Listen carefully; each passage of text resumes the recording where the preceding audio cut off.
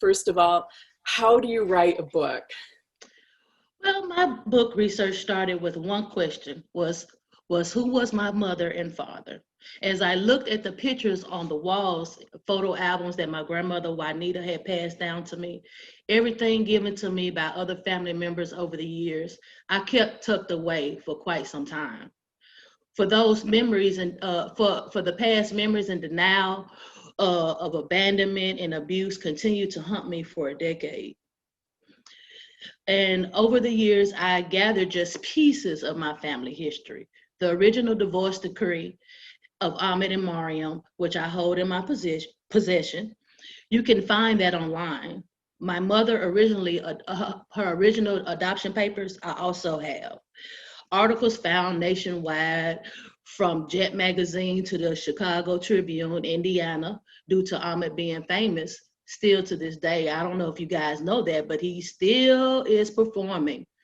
The lives were the lives were followed by the media. Their lives were followed by the media very often. I became curious and motivated by the life of my mother, being the child of Ahmed and Mariam. And I put those pictures are available in the book. I have yet to talk with him to this day. I located many child memories and photos of her I've never seen before. I'm sure there's a lot of articles floating out there that I haven't put my eyes on, but so many unanswered questions continue to come. So it's so many unfamiliar things that I haven't found, that I'm still trying to locate. So as I matured in life, through education, working through the Kelly Educational Staffing Services with Benton School District in Arkansas, I spent the past 8 years cultivating the lives of children and parents. It became more evident the example I want to lead in my life for children and single mothers like myself, because I raised my children on my own. With all that newfound information, I couldn't rest anymore. That was the extra push I needed in my life, with holding on to that, with uncounted tossing and turning. My drive felt compulsive, and it's still compulsive to this day. What are you going to do with those findings, Jamilla? I asked myself. And what difference could I make in someone else's life or a child's life? And that's how a Count Student became about. And the history of our name also. My mother passed, even though she was Momina Ali Jamal when she passed, she carried Counts, and there's a big history with that name. So I took that name and used it, because at the end, whatever we do in life matters to us, and the outcome of it is what counts. Beautiful. Yes, ma'am. So how has writing helped you? Well, my religion faith continually leads me to the word hope. Having that, we can overcome things that bound our minds, our spirits, our livelihood, the trauma event that I faced with abuse, and that holding on to that denial. The things that bind us can free us. It takes us to accept it, though. Our lives are bound to the idea that many things that we don't have the power to change, we need to have the knowledge, because knowledge is power. First, do soul searching. Get a journal and write down your thoughts and goals. I'm sure we all have a form of device like we on with this Zoom. Our thoughts by writing. Writing is therapeutic to our mind and our soul. We begin to learn new things about ourselves as we release those feelings through the whole process. And that's what I learned about myself and what it did for me. So what advice would you give to a younger person? Yes, ma'am. Begin to research your family history and save those findings, because that's what I did over time. I saved those, like I said, I took those findings away. Making a family tree will help put your life events into perspective. You never know what will be is lurking out there in census or anything that you may find. I started with ancestry.com. Everyone has a past. My thing is, don't be afraid of what you discover. Share your stories somehow. And I didn't know how to begin to share my story. And I just start saving stuff. It could help the next generation to share your story. And I have a generation, my grandbaby, that I want to leave this for. We sure need some positive motivation during this pandemic, I swear. I have to remind myself, no matter how slow the process is achieving a goal, you must stay dedicated to the process. Stay dedicated, okay? Start somewhere. Use what you have and never give up. It's your duty to matter. Do what you can to make each moment count. Every day, I can't remember. If I can get this correct, Einstein, please, I'm not sure if I'm saying the right name, but time waits on no man. So true. Yes, ma'am. That's great advice for all ages. Yes, it is. I mean, the way these kids are learning these days, they so quick to learn this stuff on TV and catch on to these dances, and I was one of those kids, so I understand. So when you were one of those kids, or anywhere along the way on your journey, did you have some mentors that you want to share about? Mentors, yes, ma'am. I have two special mentors in my life. My Aunt Monica, who found out and that's Momina's sister, that I began to write this story about. She found out from a family member that was sick on her deathbed that she didn't want to take the secret no longer to her grave. So she shared with my Aunt Monica that her and Momina were sisters and not cousins. So this is a generational curse that we all need to somehow, if you have one in your family, work on it. My second mentor is Iris Williams from Typeface Publishing Company in Little Rock, Arkansas. She's not only my publicist, she's like family to me. She never gone without answering an email or a text for me. She's always been there. No matter how long it takes, she makes sure she answers my question. Wonderful. Yes, ma'am. From the very beginning of presenting my story to her, she personally went out of her way to meet me at my request. Over the years, I struggled with trusting people because of the things that has happened. And I needed that up close and personal connection with her. I've always went on my woman intuition. We all have one.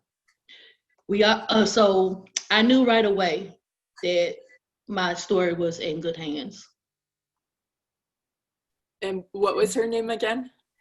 Iris Williams, and she is with Butterfly Typeface in Little Rock, Arkansas. She has her own publishing company. Yes, ma'am. And she it's on the back of the book. With my family tree.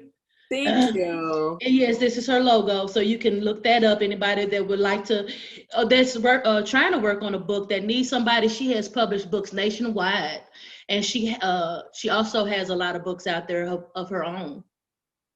Oh, beautiful! What a great resource. Thank you. So I'm sure, even though you had her help, that there were some challenges in writing a book. Yes. The most challenging thing for me was the research. Where to start. I didn't know how to begin. Like I said, I had all these gathered information, and I was just sitting on it because I didn't know what to do with it. The joy, the most was the drive and the excitement within me from locating all the information. It just built my curiosity more.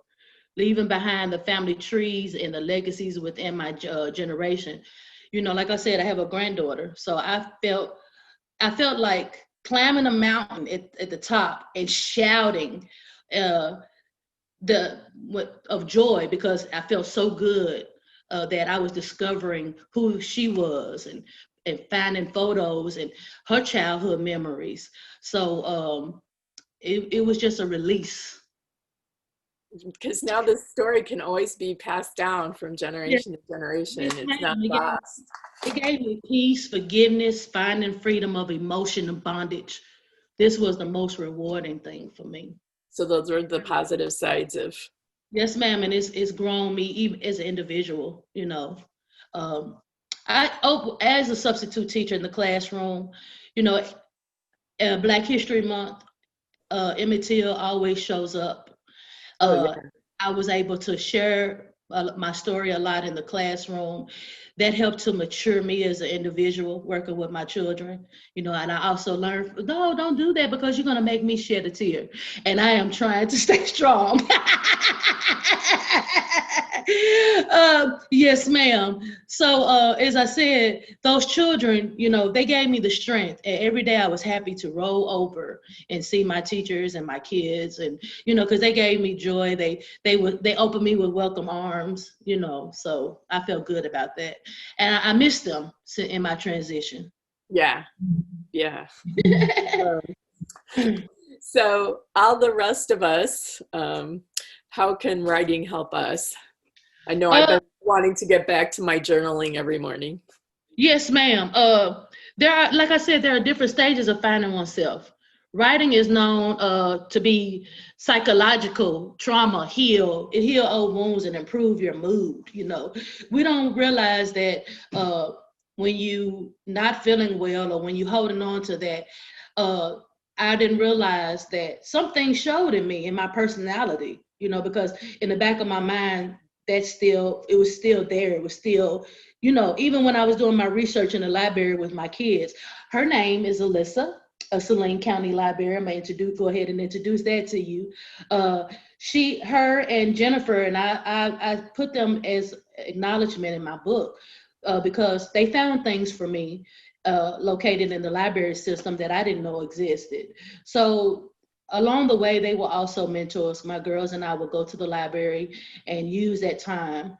And as they were reading and using the library source, I would use that personal time for my research. So finally, I started talking up to her and Jennifer and saying, hey, I got this story. She couldn't believe it. Her eyes was pretty much like yours at this moment. She was like, really, is this story real?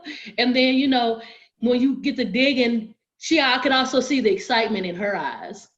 So even though I was told stories growing up from my foster mother, and her name is, I dedicated a chapter to her in the book. Her name is Mama Strong, but her real name is Millie L. Strong.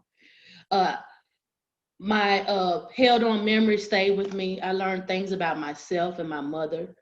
My mother, she's buried in Restville Cemetery.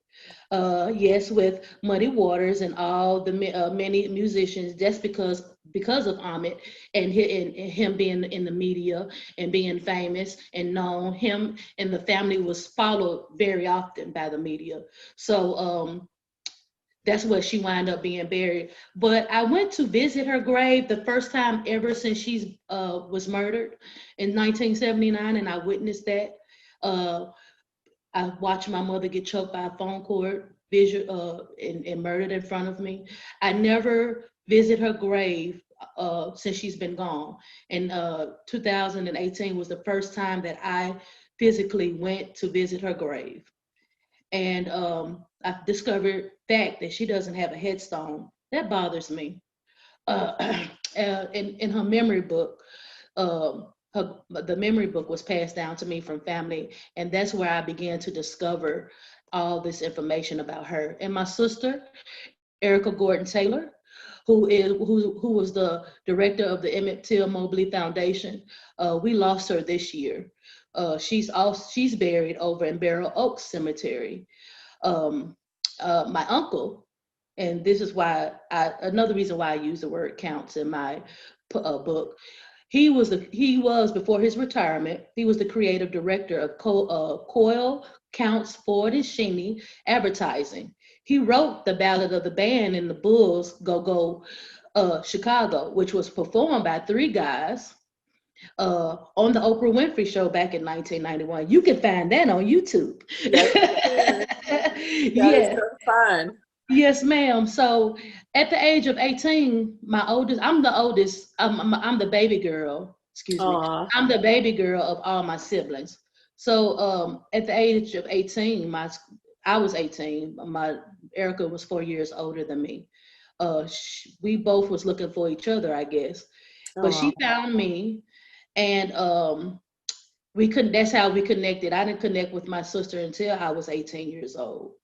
But she worked tirelessly to support the families of Michael Brown, Sandra Bland, Trayvon Martin, and many others for equal rights.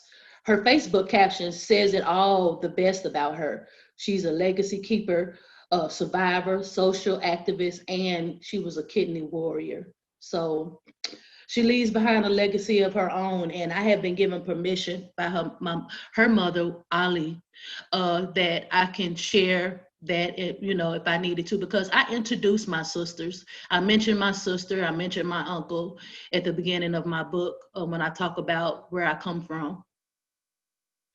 You both are an inspiration. Oh, thank you. I'm trying to be. People say that substitute teaching is nothing. They look at it. You a substitute teacher, you won't be remembered.